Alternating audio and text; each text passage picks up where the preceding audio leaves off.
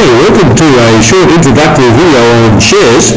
I think you probably already know you can invest money in banks and we get a return for cash of around, 3% I think, per annum, something like that. It's not a great return on your money, so people sometimes, particularly for building up super funds, buy shares. And they're another form of investment that can return quite a bit more than cash in the bank. But what are shares?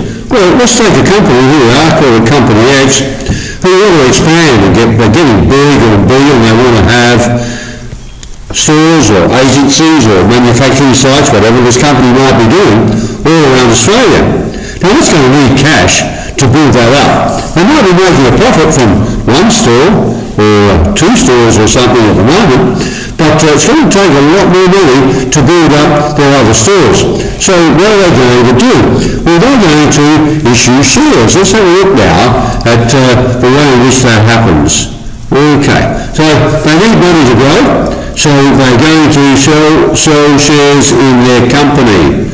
Okay, and a share is simply part ownership of a business. A company can raise money to finance its business by going public. Going public, now this is important in this course, means being listed on a stock exchange and issuing shares to investors. By paying for the shares, each investor buys part ownership of the company's business and becomes a shareholder in the company. Now that's interesting. You own part of the company. So would you, if you were running that business, would you want other people to be sharing in your profits and everything? Interesting, isn't it? So it seems like a good way of raising money, but with it comes with some responsibilities from that business. Alright, let's come down here and have a look at what happens with the shares. Shares that have been issued to investors by a listed company can be sold on the share market to other investors. Now this is ultimately what you probably want to do. You want to buy shares in a reputable company, and as they grow, the value of the shares grows, and you might make what's called a capital gain. In other words, you put money in, it could be your super fund money, and the super fund managers invested in shares, and as the shares go up, so you have effectively got more capital, a capital gain, more capital.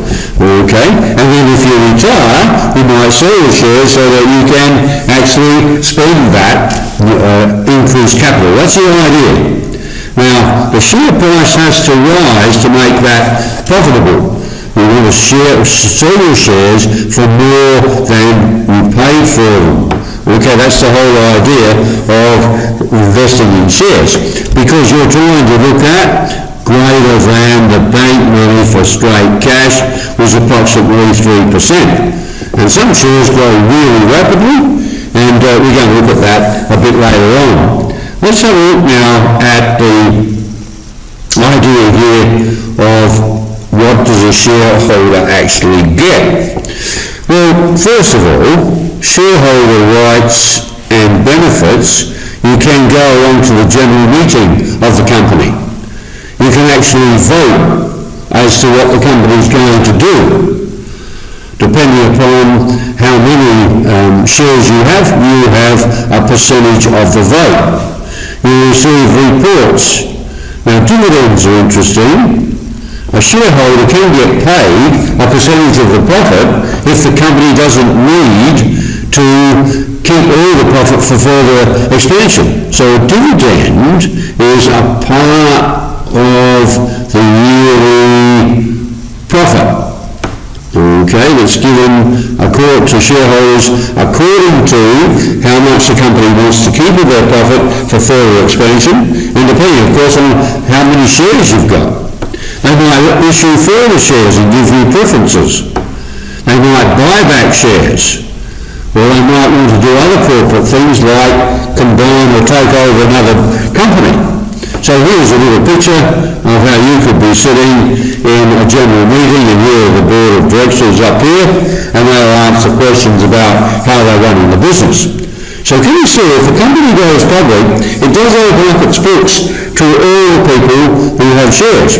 I have a little question for you. if you're running the company, what percentage of the company would you offer for shares? Would you sell off as shares? Okay, see if you can think about that. Think about this meeting here, and they vote on various things. So what percentage of your company would you offer to people to be shareholders or hold part of your company? What do you reckon? All right, well think about it, but I reckon you'd want to offer less than 50%. Can you see why that might be the case? Okay, why would that be the case? Well, at any voting or a meeting, if you, as the owner of the company, original founder of the company, kept at least 50%, you would outvote everybody, wouldn't you? You would still have control on the major voting and decision-making processes. Okay, so that's what they tend to do. So that's what they'll talk about when companies in Australia sell overseas. They say we want to keep it Australian controlled, Australian owned basically. So we've got to keep at least 50%, at least half of it, so we're in control of the decision making. Okay, so think about some of these things. They're very interesting parts of shares. Okay. Now people say they need shares as part of an investment portfolio. Well, you call it a portfolio when you have various things in it. It's like a job application, a job portfolio. What you put in is all your experiences and so on. And here, your investment portfolio are all your different investments you've made. And they often can't work it out for themselves. So there are investment experts who run super funds and other investment funds for you. And usually people don't know when to buy and sell and what sorts of shares to buy and sell. So let's have a look at how people make those decisions. Well, first of all, let's look at long-term investing. Well, here's a graph, there's a bit of mathematics here for you. Long-term investing.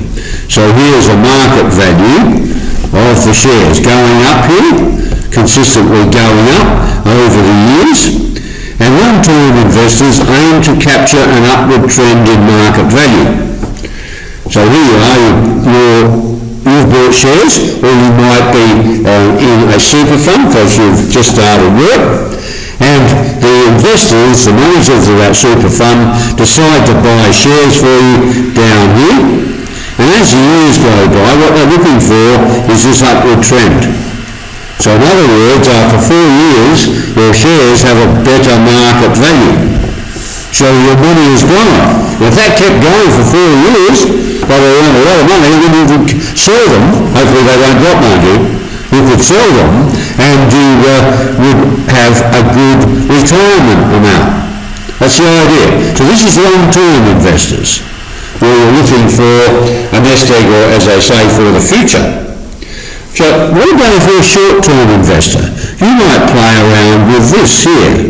Let's have a look. I'll take you down here now, and let's have a look at that.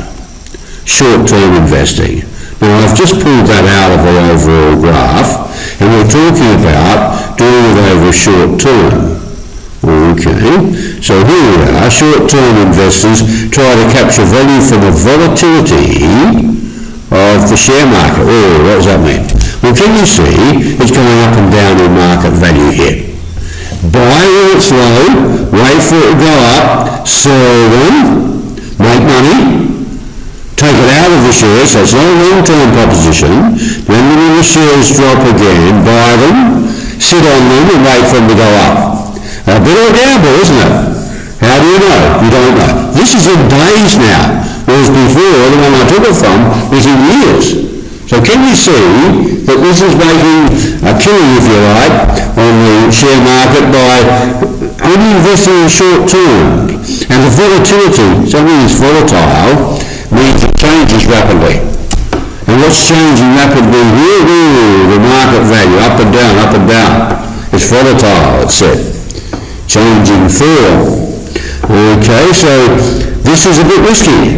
It's a risky business, this short-term thing, but if you are knowledgeable in shares and in which sort of companies are safe, then you could actually do that and make money in the short term. Okay, so there are two ways of looking at using shares: short-term and long-term investment. So you might think about that, because that's very useful to know the difference between the two. Okay, now I mentioned something earlier about dividends. Now dividends may be paid to shareholders every 12 months if the directors of the company feel they have made sufficient profit for their planned growth, and then a portion is shared amongst the shareholders, depending on what number of shares you've got. It's shared in proportion to the value of your shares overall holding in the company. So if they've offered up 30% of the ownership of the company to shareholders, then that's going to be the figure they'll work out in declaring a dividend. Now this is a return each 12 months, and quite often companies don't return a dividend because they will keep the money for further expansion. But you still have your capital gain, don't you? So let's have a look at shares just simply now. What most people are doing is either short-term or long-term capital gain. That is, you buy them and later you sell them, either the short-term or the long-term, and you've made money. The other one is annual return, like interest in the bank. Here they say, we've made a profit, we'll share some with you, and that's called a dividend.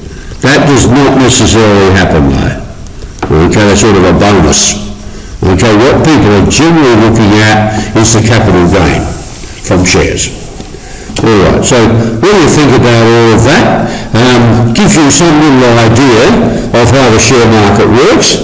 I think later on what we need to do is to have a look at how do you determine what sort of shares you're going to buy. Do you need advice? Is it risky business? And so on. Alright, so we'll come back to that in a later presentation. At the moment, I hope that's helped your thinking. So cheers for now.